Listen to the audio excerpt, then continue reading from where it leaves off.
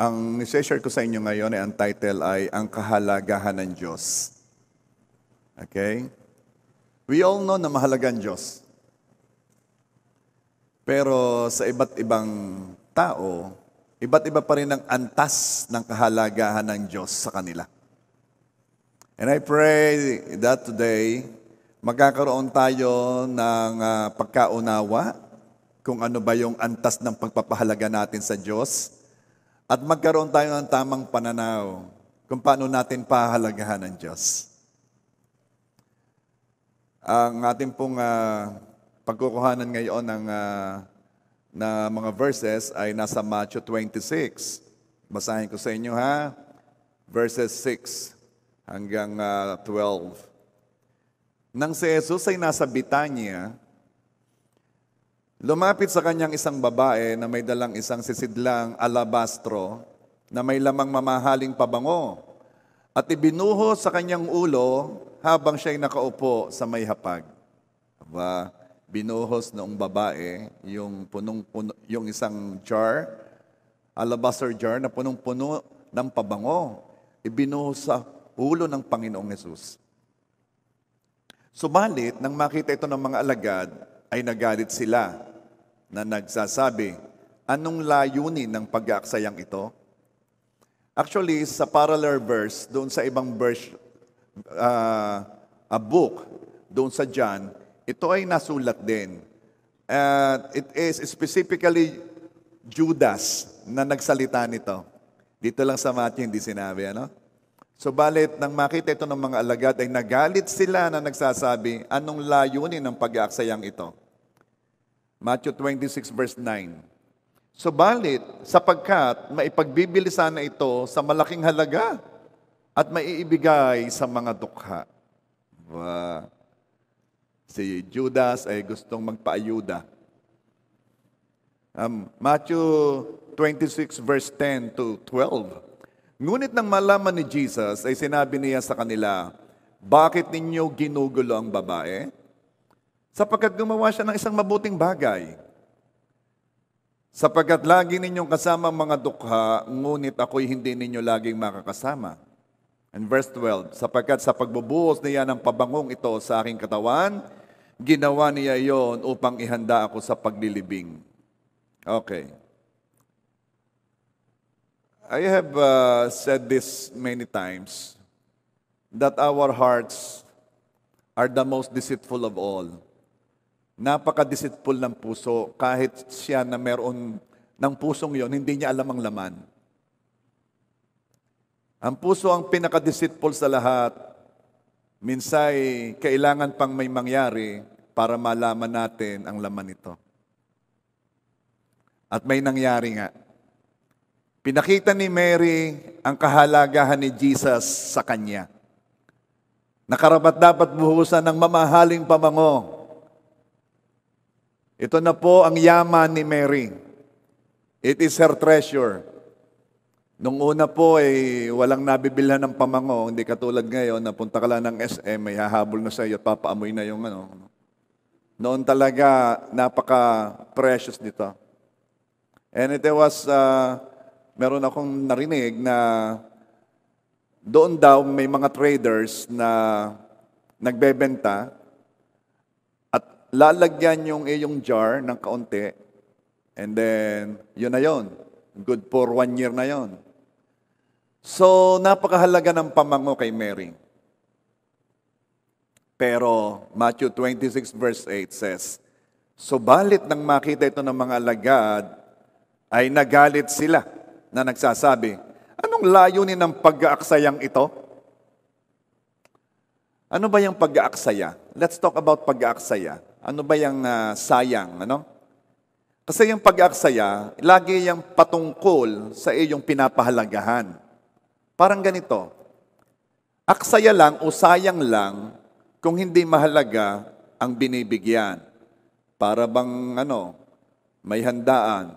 Ay bakit ba ito nung ikay nagpunta ay may haying putsero, may haying imbutido, may haying sa mga handaan, laging merong ganyan eh. Basta yan ay magkakapareho, dadagdagan lang ng saging para magkaiba. Kung ano man. merong menudo, ano? Bakit ito nung may dumating ay may hinaying sarsyadong isdang malaki?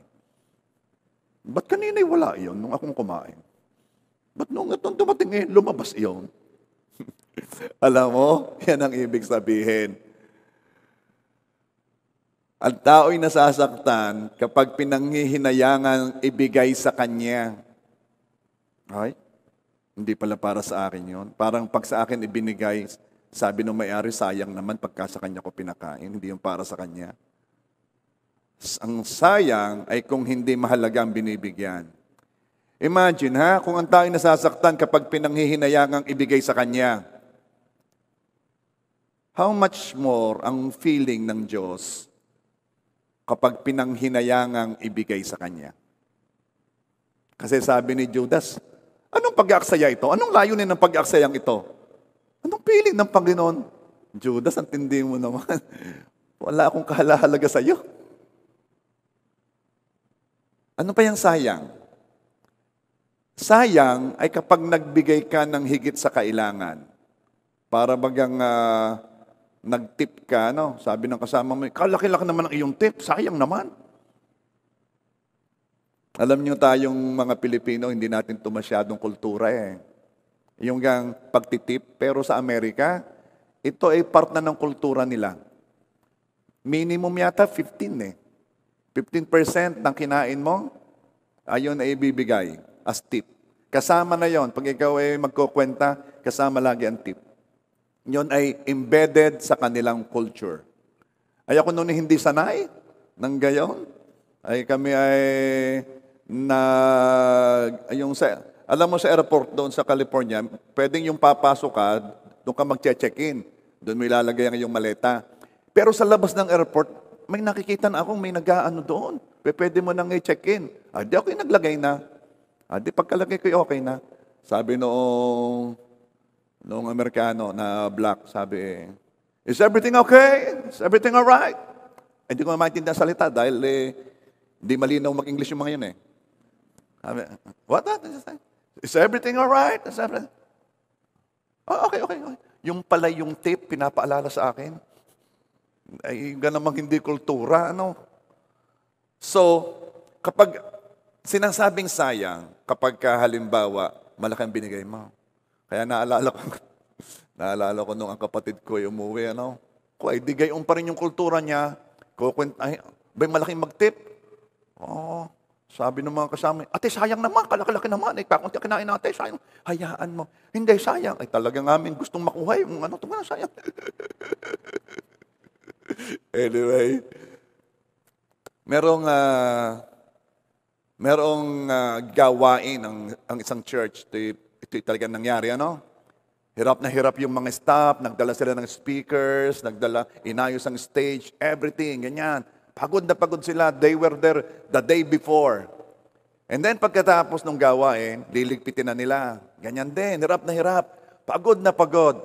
Alam mo, noong sila nag-uusap, may nagsabi sa kanila, nakakapagod naman yung ginagawa nyo. Alam mo, sabi nila, He is worth it. God deserve it. He is worth it. Kaya miski anong pagod, He is worth it.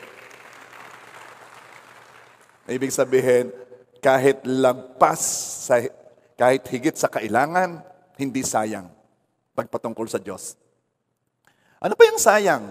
Kasi nabanggit kasi yung anong layunin ng pag-aaksayang ito. Talagang sayang kapag hindi nagbigay, kapag nagbigay ka ng hindi naman deserve ng binigyan. Para bang, ba't ba binigyan ng bonus yung mga ikatatamad naman? Parang gano'n, Kaya minsan, ako'y reluctant pumalakpak sa celebrity. Ako'y reluctant ka. Something in me tells me na kung sino man yan, he or she is far less in glory and worth to the one who deserves my clap. Sinasabi, kahit panong galing niya, napakababa niya kumpara doon sa talagang karapat-dapat palakpakan. Kaya kapag tayo ay nagpupuri at may sinabing salita ng Diyos na talagang ikaw ay nahit, Ano nangyayari sa'yo? Pumapalakpak ka. Kaya tuloy, yung palakpak hindi ko maibigay minsan sa mga, may magsasalitang celeb. Ako'y sabi ko parang sayang. Parang he doesn't deserve that clap. Pero siyempre, ako may extreme pwede naman kayong kung gusto ninyong papalakpak sa graduation, sige, kayo na lang ako sa loob dahil I know kung sino dapat ang palakpakan ko. Ano pang sayang? Sayang pag ang ibinigay ay mas mahalaga pa sa binigyan. Parang yung magpakain ka ng steak sa baboy. Ano pinapakain mo sa baboy mo? Abay, steak yan. Medium rare. Talaga, sayang naman. Yun daw mga sayang, pag ang ibinigay mo ay mas mahalaga pa sa binigyan. Ano ba ang kapareho nito? Alam mo yung mga tao na hindi makapag-tithes, siyempre, hindi kayo yon dahil kayo ay mga faithful sa salita ng Diyos. Yung mga hindi makapag-tithes, hindi pa nila nakikita ang kahalagahan ni Jesus para maging karapat-dapat sa kanilang 10%. Para bagang sayang? Bakit? Kasi ang kahalagahan ng Diyos ay hindi umabot sa 10%. Mas mahalaga pa rin ang 10% ko kaysa Diyos na bibigyan ito. Yun ang sinasabi ng hindi makapag-tithes. Hindi mahalaga si Lord, sayang pag ibinigay. Mas mahalaga si 10% kaysa sa pagbibigyan. Kaya hindi niya maibigay. Okay? So now, we understand what sayang means. Kaya natin sinasabi, kasi itong si Judas ay nagsalita, subalit nang makita ito ng mga alagad, ay nagalit sila, nagsasabi, anong layunin ng pag-aaksayang ito? Pag-usapan nga natin. Masyadong masakit magsalita si Judas Nawawala ng halaga ang Panginoon. Una, wala kang ibibigay sa Diyos na sayang. Ano ba meron tayo na wala ang Diyos? Ano meron sa lupa na kailangan ng Diyos? Anong meron tayo na hindi natin muna tinanggap galing sa Diyos? Sabi ng 1 Corinthians 4 verse 7 For who makes you different from anyone else? What do you have that you did not receive? And if you did receive it, why do you boast as though you did not? So anong ibig mo sabihin, Pastor?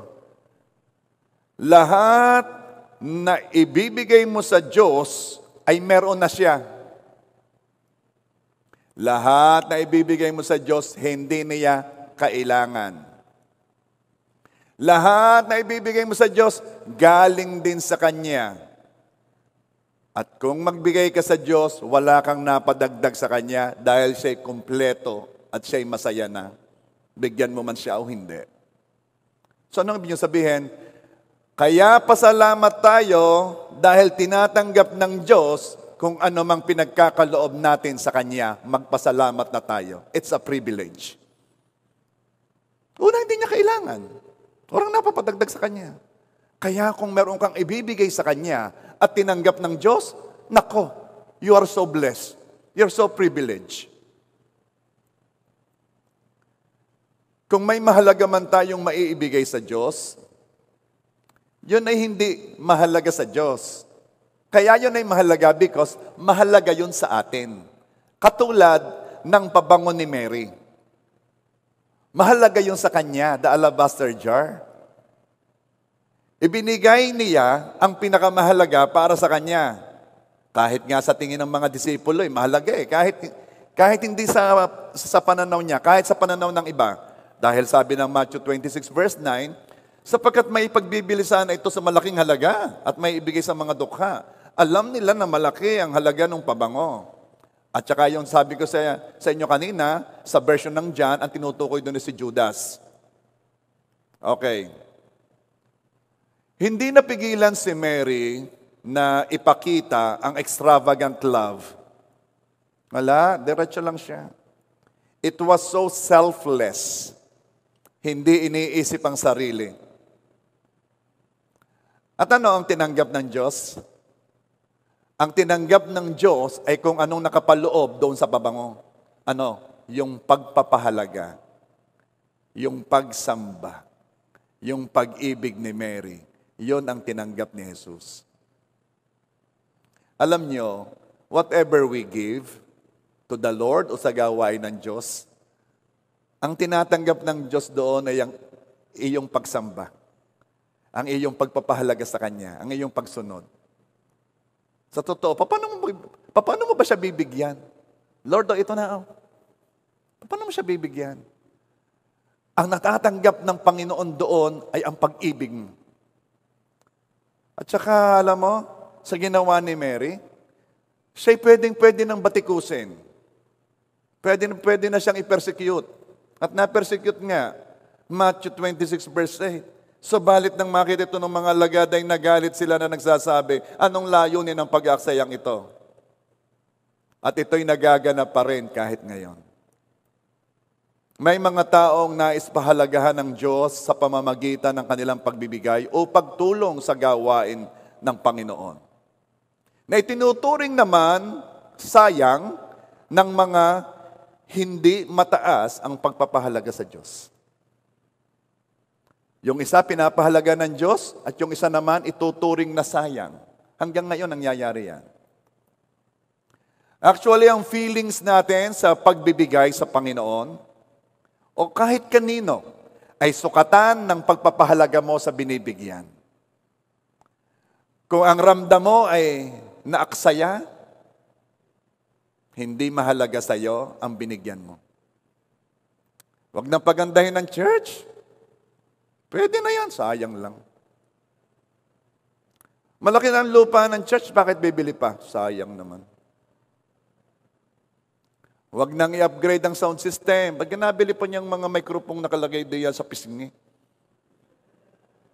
Pwede na naman yung malalaki. Huwag nang pagbutihin ng practice, itong worship team. Ba't ka naman napunta pa ng Saturday at nagpa-practice pa? Basta bahala na, pwede na yan. Sayang lamang yung pagod. Huwag na mag-effort sa life group. Sayang ang inyong gastos at ang inyong pagod. Huwag nang tapusin ang service. Sayang ang time.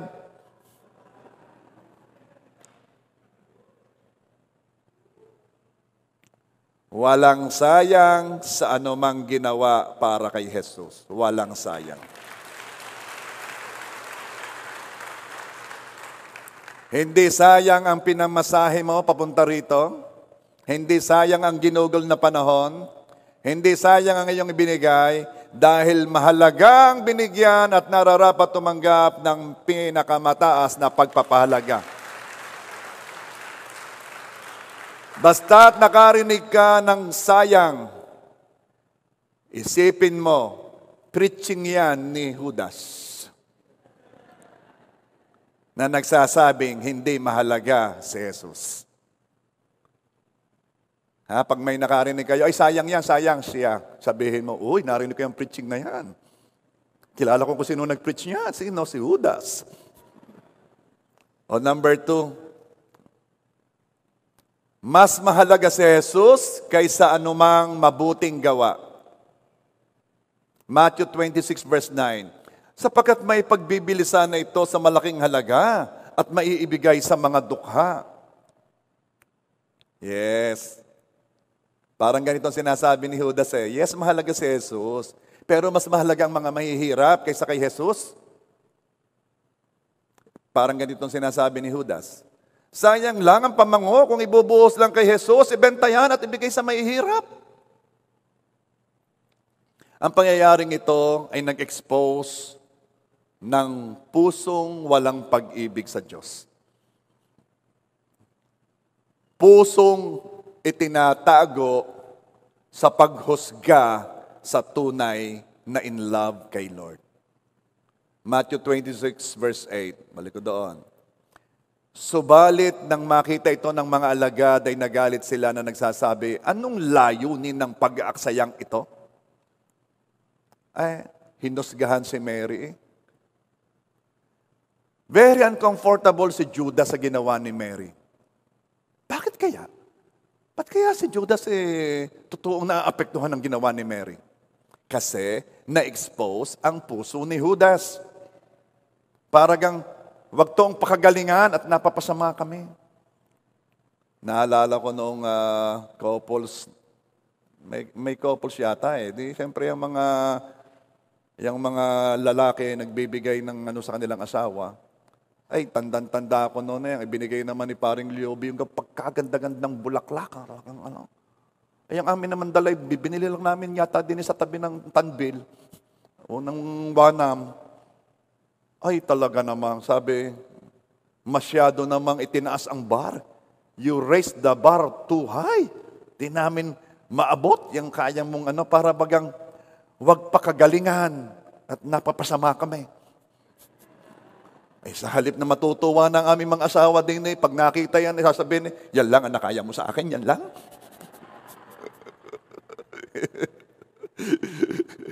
At alam mo, uncomfortable si Judas sa ginawa ni Mary kasi na-expose ang puso ni Judas, puso na may mababang pagpapahalaga kay Jesus.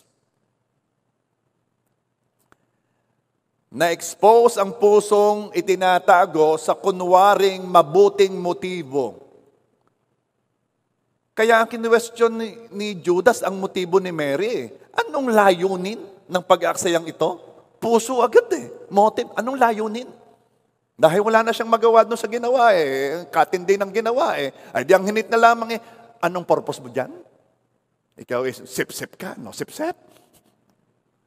Okay. Bakit kaya kinwestiyon ni Judas ang motibo ni Mary? Judas is talking about motives because he is the one who is hiding a motive. Ano yon? Sige ha, basahin ko sa inyo. Matthew 26 verse 9. Sapagkat may pagbibili sana ito sa malaking halaga at may ibigay sa mga dukha. Gusto ni Judas talaga ay magbigay ng ayuda. Okay? Totoo kaya yon? Bakit masyadong concern si Judas sa pagbebenta ng pamango? Akala mo nga na may napaka-noble. Ang dating ay hindi para sa kanyang sarili. Hindi naman niya para sa akin, yan para sa iba. Pero ang totoo ay ito, si Judas ay treasurer ni na Jesus, ng disipulo. Siyempre, sila ay may mission, they go around, meron silang ginagastos. Walang sinabing nagkulang si Jesus ng gastusin, ha? Walang sinabi, ha? At ang totoo, si Judas nangungupit. Kaya kung mabebenta ang pamango na malaking halaga, ay di malaki-laki ang makukupitan. Kaya agad ng kanyang anong motibo niya? Kasi siya ang may pangit na motibo. Pag-usapan natin, itong tungkol dito sa mga mahihirap o sa mga dukha. Kasi yun ang concern ni Judas parang yun ang kanyang issue Actually, Jesus identifies with the poor. Si Jesus hindi dumating bilang mayaman, kundi siya'y nagpakadukha. Nagpakadukha. Si Jesus ay concerned sa mahihirap. He is pro-poor. Proverbs 19 verse 17. Whoever is kind to the poor lends to the Lord, and He will reward them for what they have done. Ito mahalaga kay Jesus ang mga dukha. Pero mas mahalaga si Jesus kaysa sa mga dukha. Mas mahalaga si Jesus kaysa anumang paglilingkod. Tingnan ninyo ang Matthew 26 verse 10 and 11. Ngunit nang malaman ni Jesus ay sinabi niya sa kanila, bakit ninyo ginugulo ang babae sapagkat gumawa siya ng isang mabuting bagay? Teka sabi ni Judas, Jesus, yung ayuda, yung pang-ayuda natin, bibigyan natin ng mahihirap. Sabi ni Jesus, at bakit mo sinasaway ang babae? Ang ginawa niya ay mabuting bagay. Sandali, Jesus, di ba yung sinasabi ko yung mabuting bagay? Well, ang sabi ni Jesus, ito ang aking sasabihin sa inyo. Ito ang mabuting bagay. Itong ginagawa ng babae. Binalangka ni Jesus si Judas. Mas mabuti ang ginagawa ng babae kaysa pagbibigay ng ayuda. Alam nyo, parang ganito Sabi ni Jesus, laging may mahirap sa mundo. At inuutusan ko kayong maging mabuti sa kanila. pero mas mahalaga pa rin ako kaysa kanila. Gaano mang kabuting gawa ang ginagawa mo, yan man ay pagtataguyod sa pamilya, yan man ay paglilingkod sa bayan, yan man ay ministry to the poor, mas mahalaga pa rin ang Diyos dito.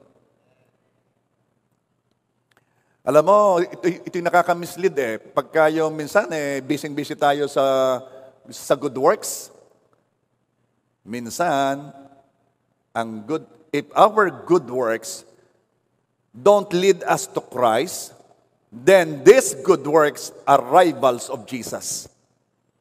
Kung yang iyong mabubuting gawa ay hindi ka dinadala kay Jesus, yan ay karibal ni Jesus. Kahit yung mga service to God ay pwedeng maging idols. Kahit ministry to the poor. Bakit? Alam mo yung ministry sa poor, it feels so good. I'm telling you. Napakasarap tumulong. Napakasarap magbigay. Ang problema, yung feeling na yan ay pwede mong ipangpalit sa kalapitan sa Diyos. You think na ikaw ay napapalapit sa Diyos. No, not yet. Not necessarily. Kahit yung pag-aaral ng salita, pwedeng mas mahal mo ang pag-aaral ng salita kaysa sa Diyos. Yung sa halip na ikay maging humble, ay naging mas proud ka pa. At anong naging resulta sa iyo? Gusto mo pang makipag-argue para sa Diyos kaysa mahalin ng Diyos. Ako'y nalulungkot doon sa dumadami ang alam. Na pag dumami ang alam, ang gusto'y debate. Anong nalaman mo? Ay, gusto kong ipagtanggol ng Diyos, kaya kayo mga mali, kaya, siya. Ay, anong nangyari sa iyo? Ba't ka nagkaganyan? Di ka madating ganyan.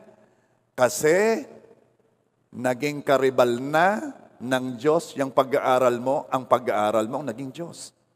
Kahit worship, pwedeng mas gusto mo mismo ang pagkanta ng worship song, praise songs, kaysa kay Lord mismo. Pwede ho ba yun? Yeah. Pwedeng you are after the act of singing rather than God Himself. Pwedeng mas mahal mo ang paglilingkod mo kaysa kay Lord mismo. Ano ibig mo sabihin, Pastor? Ito ang ibig sabihin. Ang good works lang ay matatawag mong good works kung napapalapit ka sa Diyos. Pero kapag kinukuha nito ang tayo ng Diyos sa puso mo, nagiging karibal siya ng Diyos. Huwag mong ipangpapalit ang good works sa kalapitan sa Panginoon. Huwag mong ipangpapalit yan. Parang ganito si Judas. Gusto niyang ipangpalit yung pagtulong sa mahihirap kaysa sa pagkilala kay Jesus na ginagawa ni Mary. Gusto niyang ipangpalit yun kaysa sa pagsamba kay Jesus na ginagawa ni Mary. Gusto niyang ipangpalit yun kaysa sa pagpapahalaga ni Mary kay Jesus. Sabi ni Jesus, no, nagkakamali ka, Judas. Mas mahalaga pa rin ako kaysa sa lahat yung mabubuting gawa. Kaya minsan yung good works, kasi it makes you feel good Masarap ang pakiramdam ng may nagawa, pero na mabuti. Pero wag mong kakalimutan what's more important is that you will be closer to God, that you will know Him. Baka mamaya kasi pangpalit natin ng good works We feel holy dahil sa good works. No? Yun namang ating righteousness ay binigay lang ng Panginoon nung tinanggap natin ng Panginoong Jesus. Anyway, ano pa? Baka masyadong lumalim sa inyo yon. Si Jesus ang tagapagtanggol ng sino mang pinapahalagahan siya. Si Maria ay nirebuke pero hindi niya pinagtanggol ang kanyang sarili. Bakit? Kasi pinagtanggol na siya ni Jesus. Humanda ka. Humanda ka na nagpasyang pahalagahan ng Diyos. Jesus Himself will defend you. Matthew 26 verse 10. Ngunit nang malaman ni Jesus ay sinabi niya sa kanila, bakit ninyo ginugulo ang babae? Sapagkat gumawa siya ng isang mabuting bagay. Bakit niyo siya ginugulo?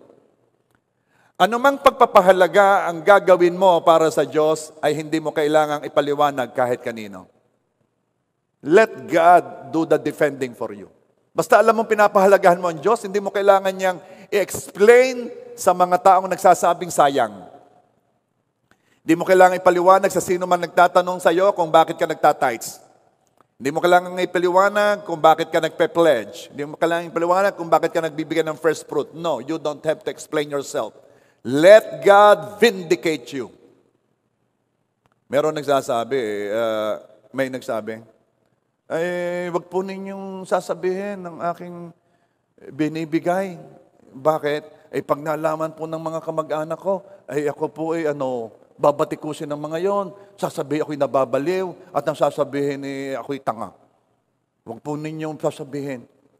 Pero alam po ninyo, pag inuubos ko naman po ang pera sa kasino, sa madyong at sa alak, okay lang daw po yun.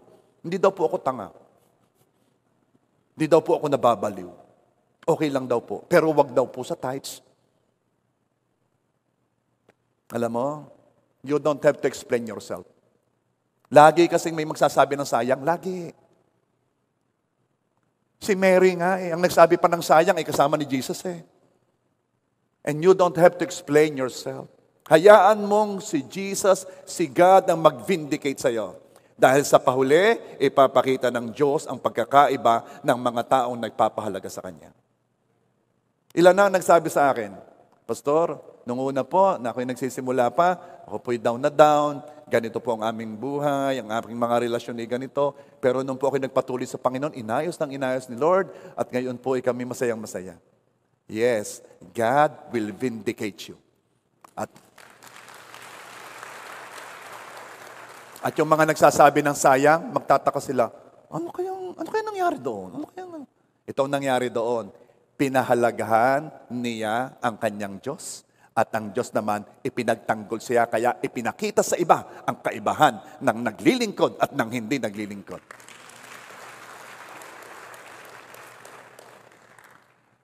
Kung ikaw ang nagsasabi ng sayang sa nagpapakita ng pag-ibig sa Diyos, kapag ikaw ang nagsasabi ng sayang sa nagbubuhos ng mamahaling pamango, ang sagot ni Lord sa iyo, hayaan mo siya. Mabuting bagay ang ginagawa niya para sa akin. Okay? So number 4. Okay pa kayo?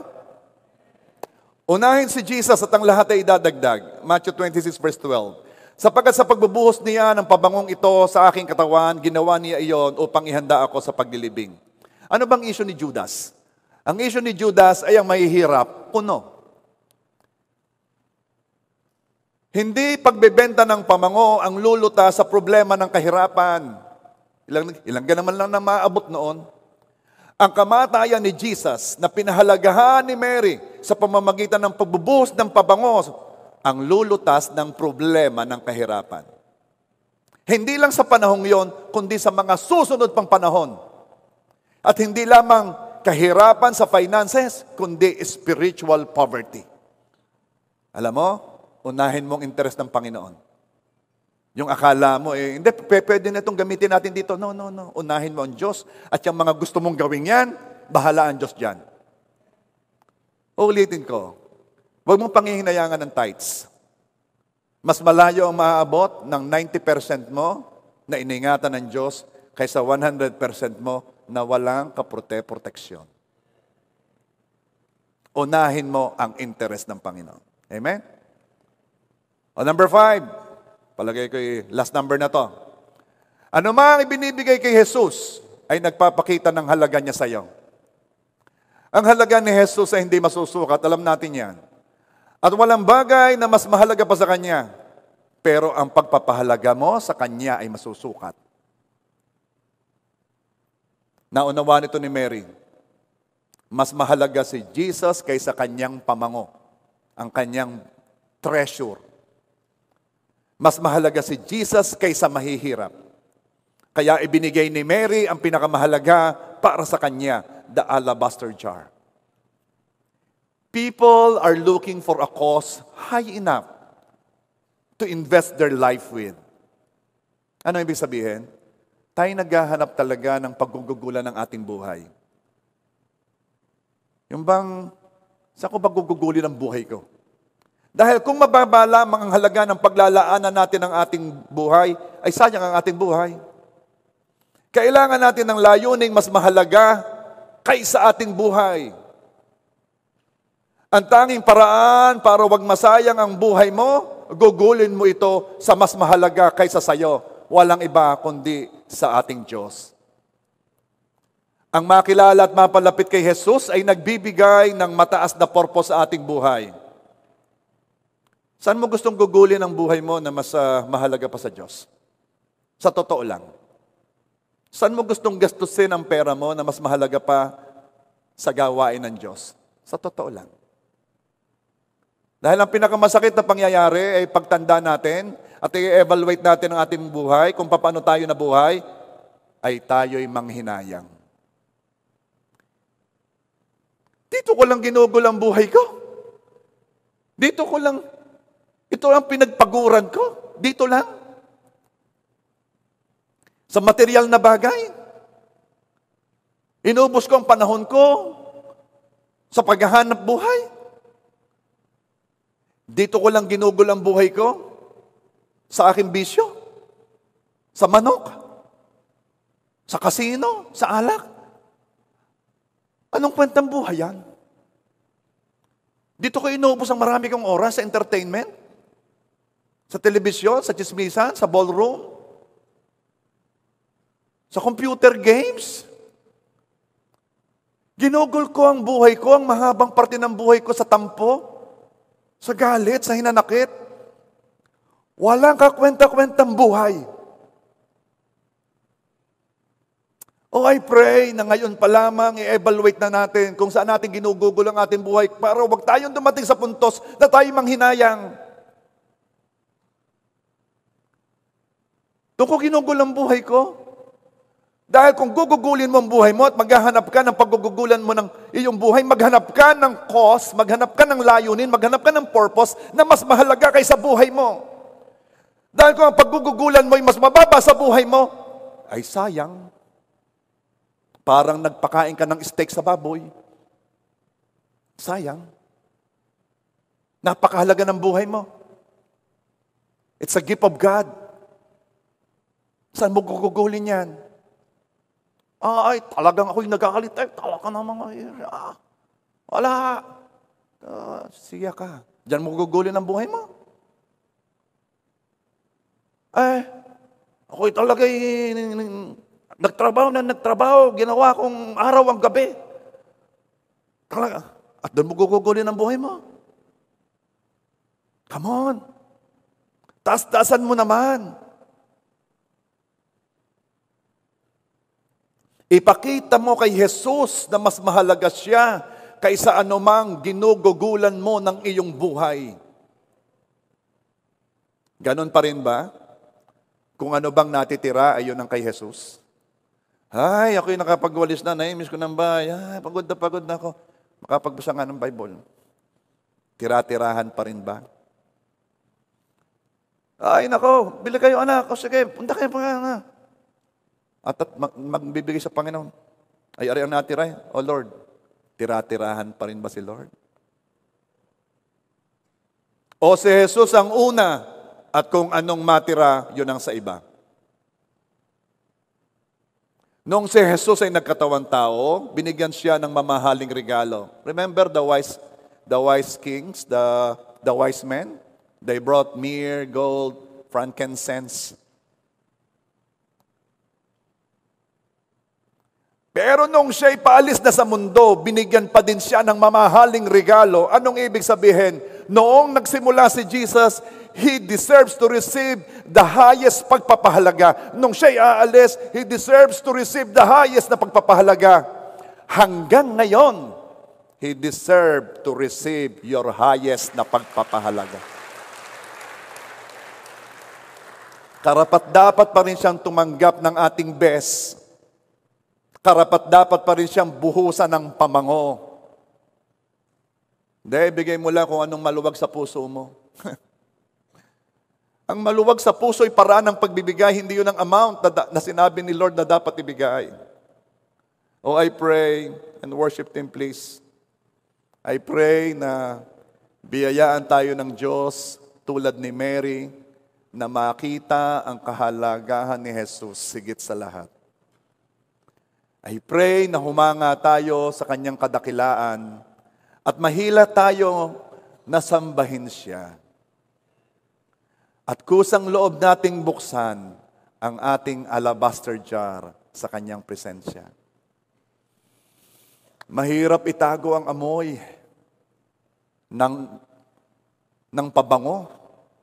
Kahit hindi nakatingin, makukuha nito ang iyong pansin. Tulad ng ipinakita ni Mary. Pinakita ni Mary ang pag-ibig niya kay Jesus. Ibinuhos ni Mary ang pamango kay Jesus. Sumabog ang bango sa buong bahay. Napansin ito ng mga disipulo. Pero higit sa lahat, napansin ito ni Jesus. Bawat bubuksan mong pamango, bawat pamangong ibubuhos mo sa ulo ng Panginoong Yesus, anumang pagpapahalaga ang gagawin mo sa Panginoon, maaamoy yan ni Jesus. Laging may makakapansin. Higit sa lahat, si Jesus yan. Si Mary, ang ibinigay niya, ang pinakamahal sa kanya. At ang sabi ng Panginoong Yesus, hep, hep, hep, huwag niyo siyang pigilan. Huwag niyo siyang pigilan sapagkat ang ginagawa niya ay mabuting bagay. Church, pahahalagahan natin ang Panginoon ngayon. Sasambahin natin siya. Sasabihin natin sa kanyang siya'y karapat-dapat tumanggap ng pagpapahalaga. Kanina, sinabi ko sa inyo, evaluate your life. Ayaw kung dadating tayo sa edad na matanda na tayo, titingin tayo sa ating mga ginawa at sasabihin natin, dito ko ginugol ang buhay ko. Ngayon, pinapaalala ng Diyos sa inyo, ayusin natin.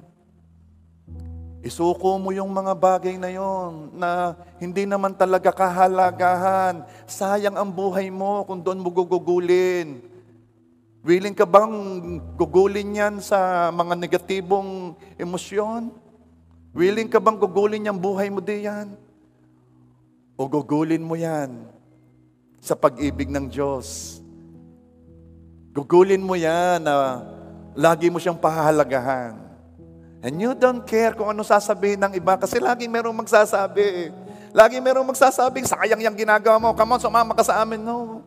Alam mo kung sinong pinapahalagahan mo. Alam mo kung saan mo gagamitin, gugugulin ang buhay mo. At yun ay sa pinakamahalaga sa lahat.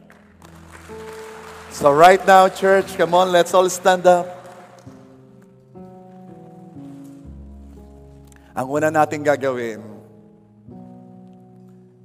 ay ito.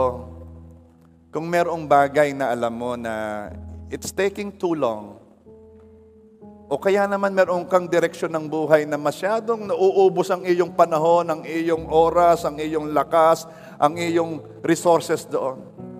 At nalilimutan mo kung sino talaga ang mahalaga. Come on. Balik uli ikaw, ayusin mo. Ang makilala at ang mapalapit, ang Diyos ang pinakamahalaga sa lahat. Ang ipakilala siya sa maraming tao ang pinakamahalaga sa lahat. Ang sambahin siya ang pinakamahalaga sa lahat. Siya ang pinakamahalaga sa lahat.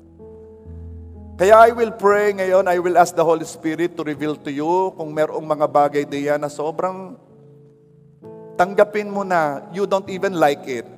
Ikay na nadala ka lamang ng takbo ng buhay, nadala ka lamang ng emosyon, nadala ka lamang ng mga pangyayari, pero ikaw mismo ayaw mo noon.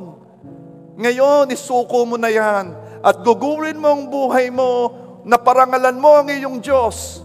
At makamukha ka ng makamukha niya sa bawat araw habang siya'y sinasamba mo at habang binabasa mo ang kanyang salita at habang nakikinig ka sa paghahayag ng kanyang salita. So, I will ask the Holy Spirit to reveal it to you. Close your eyes, bow down your heads. O Panginoon Diyos, anumang aming pinaggugugulan ng aming buhay na tiyak panghihinayangan namin pagdating ng araw, Lord, reveal it to us. Mga negatibong emosyon na masyado na naming hinarbor sa aming puso. Kahit naman ayaw namin, pero Lord God, our pride keeps it there. Anumang mga pinagugugulan ng aming panahon na doon namin ginugugol na para bagang napakahalaga. Pero sa totoo, inagaw na kami. Inagaw na ang aming atensyon, inagaw na ang aming lakas, na wala ang aming focus. Hindi na ikaw ang pinaparangalan namin.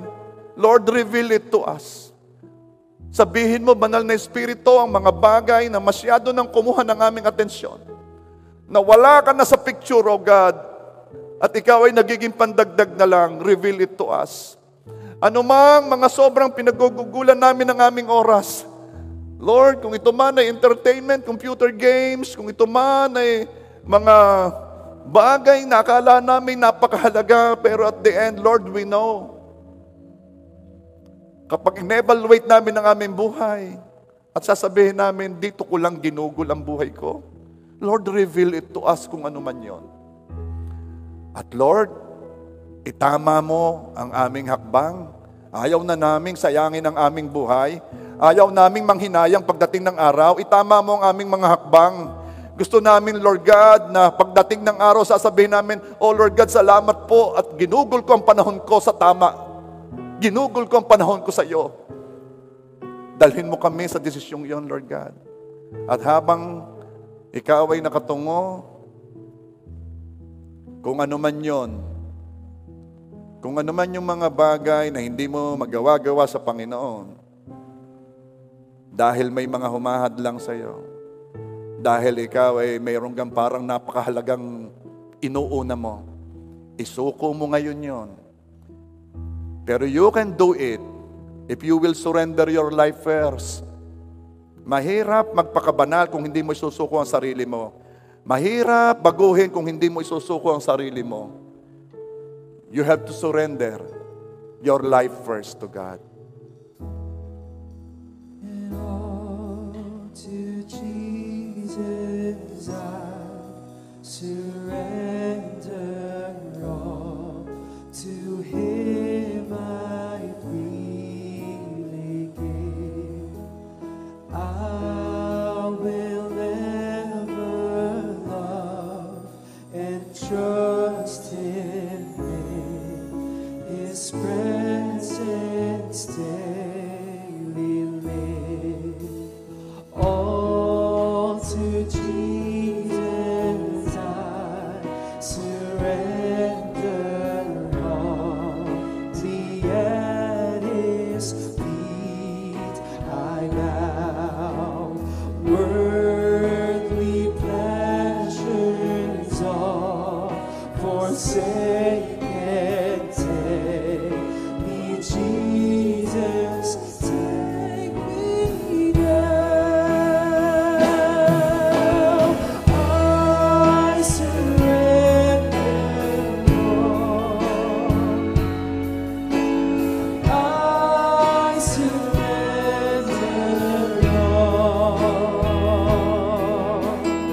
all to Thee, my blessed Savior. I surrender all. I surrender.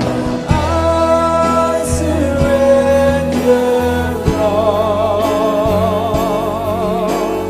I surrender all to Thee, my blessed Savior. I surrender all. Ngayon, ang isuko mo sa Panginoon, lahat ng mga negatibong emosyon na hinaharbor mo sa iyong puso. Isuko mo ang mga bagay na kaya nananatili diyan ay dahil lang sa pride. Isuko mo yan. Isuko mo ang bitterness. Isuko mo ang unforgiveness. Isuko mo ang hatred. Isuko mo rin ang fear. Isuko mo ang takot. Isuko mo lahat sa Panginoon ang mga bagay na masyadong nakakuha ng iyong lakas. Isuko mo ang pangamba sa future. Isuko mo sa Kanya mga alalahanin, mga worries. Come on, hindi yan bagay sa'yo. Sayang lamang kung dyan mo gugugulin ang iyong buhay. Isuko mo ngayon sa Panginoon yan. All to Jesus I surrender.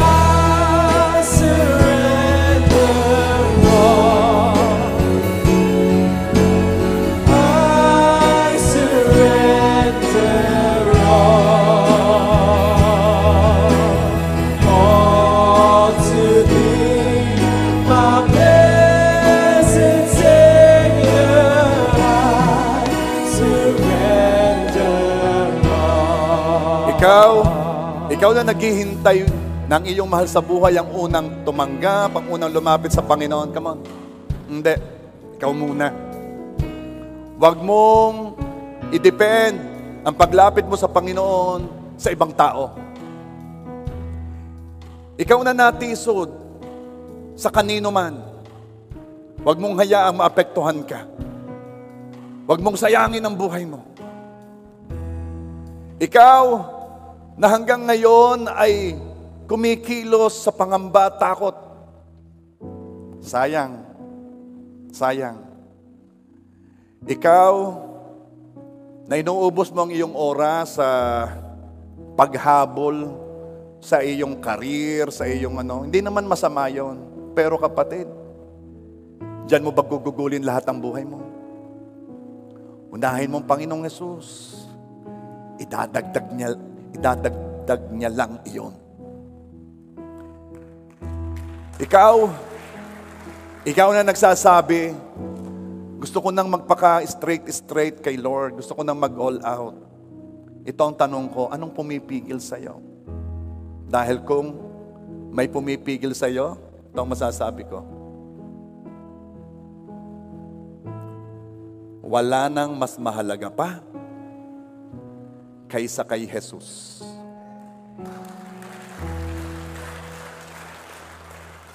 Ibigay mo ang buhay mo sa mas mahalaga kaysa buhay mo. Huwag kang matakot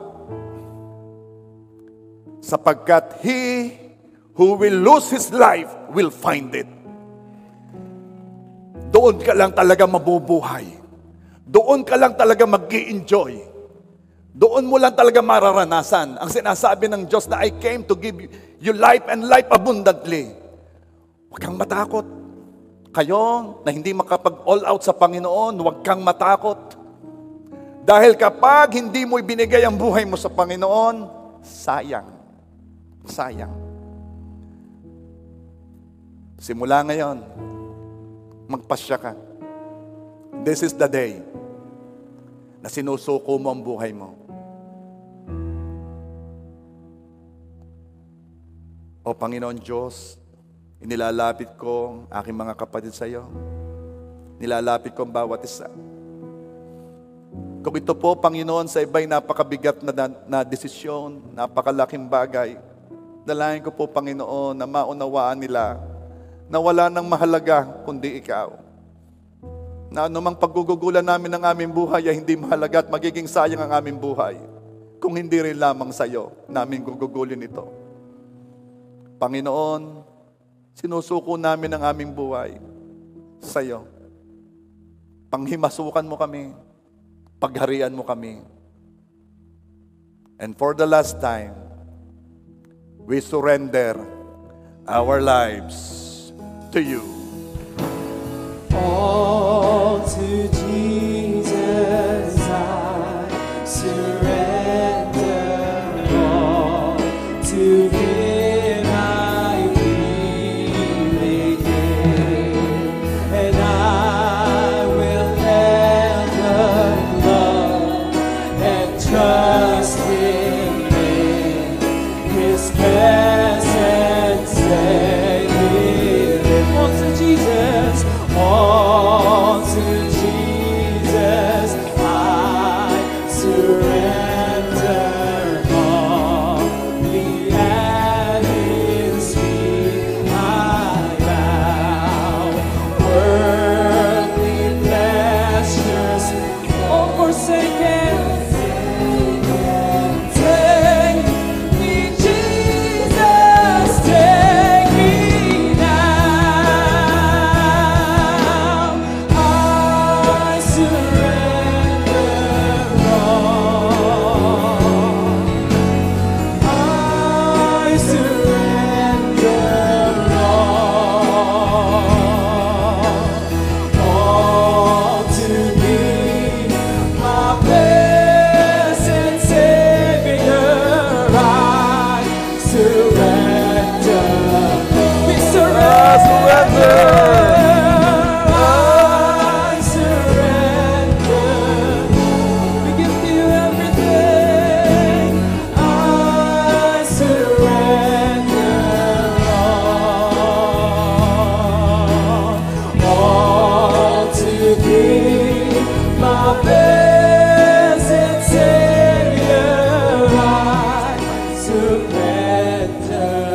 Alam mo ba, na kapag ikay nakapagsuko na ng buhay mo, ito ang maganda. Yung iba, takot na takot eh. Akala ko na mangyayari. Alam mo, kapag nagawa mo yan, that's the only time na masasabi mo, Lord, ako'y iyo. Lord, ako'y iyo. Doon ka pa lamang makakapagsabing ako'y iyo. Kasi sinuko ko na eh. Kaya ngayon, kayo na nagsuko ng buhay mo sa Panginoon, ikaw na nagsurrender, come on, this is your song. That's why I testify today. I testify today of your goodness to me, Lord. I testify today you've been faithful to your word. Oh, you've been so good to me. I'm yours exclusively. That's why I testify today. Say, I'm yours. I'm yours. I'm yours. Lord, I'm yours. Oh, you've been so good to me. I'm yours exclusively. That's why I testify today. I am yours. I'm yours. I'm yours. Hallelujah. I'm yours, Lord, I'm yours. Oh, you've been so good to me. I'm yours exclusively. That's why I testify today. I testify today of your goodness to me, Lord. Alam mo, sabi ng Panginoon, habang sinasabi mo na ikaw ay sa Kanya, alam mo, sinasabi ng Panginoon, habang sinasabi mong, Lord, I'm yours, alam mo, sinasabi ng Panginoon sa iyo, hayaan nyo ang mga anak ko, hayaan nyo silang lumapit sa akin. Yan ang sinasabi ng Panginoon, hayaan nyo sila. Oh, come on, church.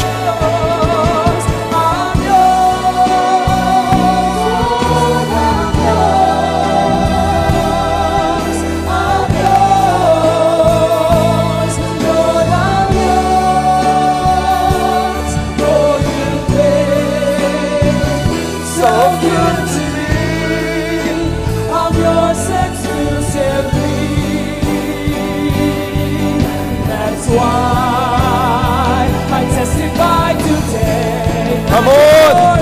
Lapit sa Panginoon! Woo! Kanino ka? Kanino ka?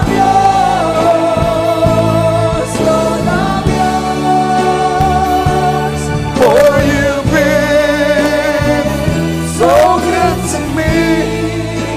I'm yours exclusively. That's why I testify today. Lapit sa may hawak ng buhay mo. I'm yours. I'm yours. Lapit sa nagmamahal sa'yo. Yours, Lord, I'm yours. I'm yours. Oh, you've been So good to me. I'm yours exclusively. That's why I testify today. At alam mo, walang sino mang makakahadlang sa iyo. Walang sino mang makakapigil sa iyo. Dahil kapag may nagsabi sa iyo na sayang lang ang panahon mo, sayang lang ang pagod mo, sayang lang ang pag-ibig mo, sasabihin ng Panginoon, huwag nyo silang pigilan. Mabuting bagay ang ginagawa nila. Kaya come on, church, hindi ka titigil I don't care what others will say. I don't care what the time will say. Because this time, sasabihin mo kung kanino ka. Ipagmamalaki mo kung sino ang may-ari sa'yo. Sumuko ka sa Kanya. Kaya ngayon, isigaw mo, for the last time. That's why I testify today. I'm yours, Lord, I'm yours. I'm yours, Lord, I'm yours. For you've been so good to me. I'm yours exclusively.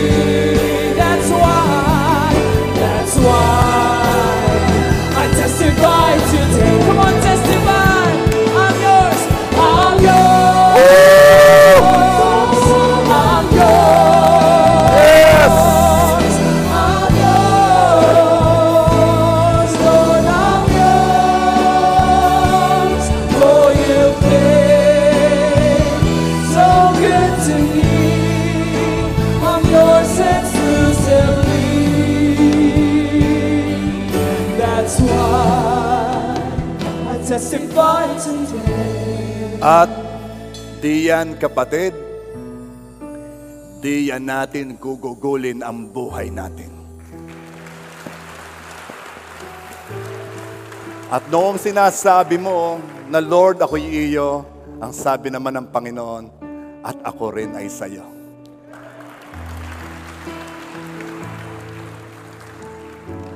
Napakasarap mahalin ng Diyos na nagmamahal. Let me pray for you. Father God, salamat po. Lagi mong ipaalala sa amin, Panginoon, na kami ay sa iyo at ikaw ay sa amin, Lord God.